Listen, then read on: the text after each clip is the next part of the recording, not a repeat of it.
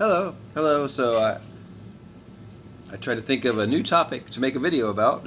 It relates somewhat to tinnitus. So today's a little bit about um, nutrition and drugs and things like that.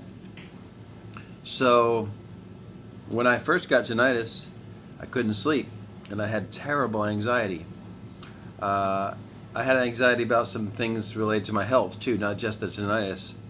But the result was I ended up being on 3 drugs for a while. Well, first I tried some different drugs and then ended up taking Ativan and then something called Seroquel for sleep. It's actually for bipolar and schizophrenia, but it's also prescribed for sleep.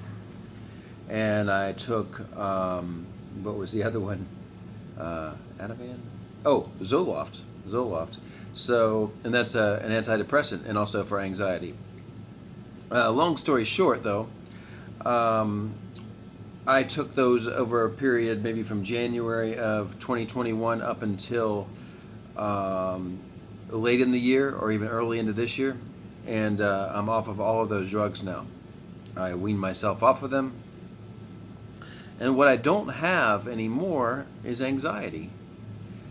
I mean, everybody has some anxiety, but not like before, and it's amazing. But back then I started researching everything that would help me to be less anxious because I know there's a relationship between tinnitus and anxiety. So some of the things that they talked about, they said, well, it can take some time, for these things to have an effect. When I first couldn't sleep, I completely stopped drinking coffee. Now, you might be able to see, I only have a little bit in my glass, and that's all I'm going to drink. That'll be for today. So it's maybe a quarter cup of coffee. And I completely stopped drinking alcohol. Now I'll drink a glass of wine, maybe 2, but never more. I think that can really, I think it's pretty well established. If you drink too much coffee or you're drinking a lot of alcohol, that can wreck your emotions pretty good. So if you've got a problem with either one of those, strongly consider changing that. Same thing with marijuana or cannabis. Some people can tolerate it just fine, and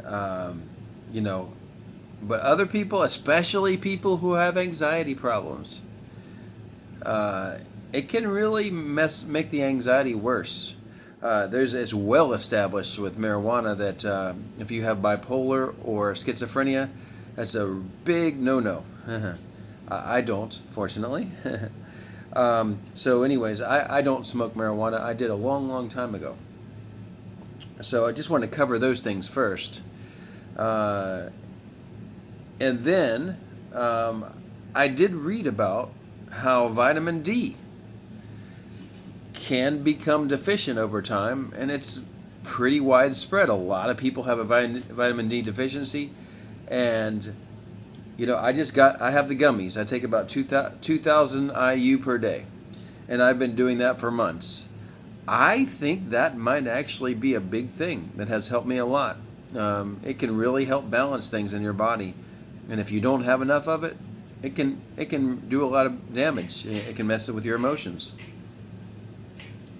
So that's one. And then every night I take magnesium. Magnesium is safe, and it definitely has a calming effect. So, when you think about tinnitus and your nervous system, there's usually a close relationship. I don't know that it's all, that the scientists have found everything, and I know there are even different types of tinnitus, but the nervous system, anxiety, tinnitus, those keywords tend to go together. Mm-hmm. So I also avoid junk food with a lot of fat and sugar, and I eat a healthy diet.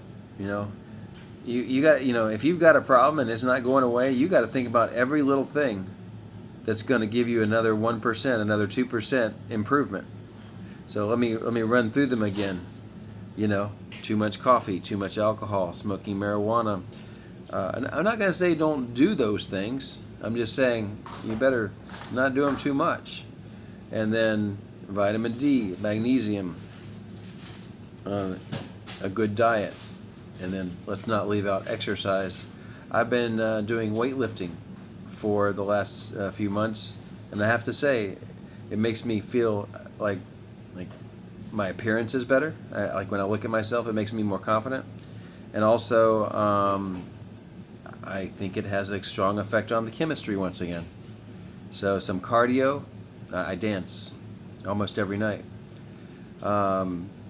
Weightlifting, if you just start making a list of the things that you could be doing better and then go about doing some of them, it could probably help you a lot.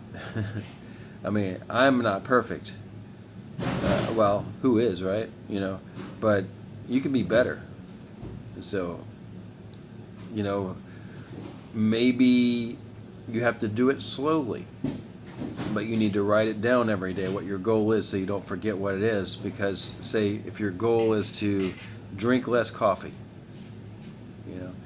maybe you're going to drink just a little bit less for the next 2 weeks, and then a little bit less until you're down to maybe a small amount or none. But if you try to suddenly stop drinking coffee, that's not going to work. And if you forget about your goal, you'll probably just go back to your old habit, So somehow you have to write it down and remember, right? The same thing with, a good diet.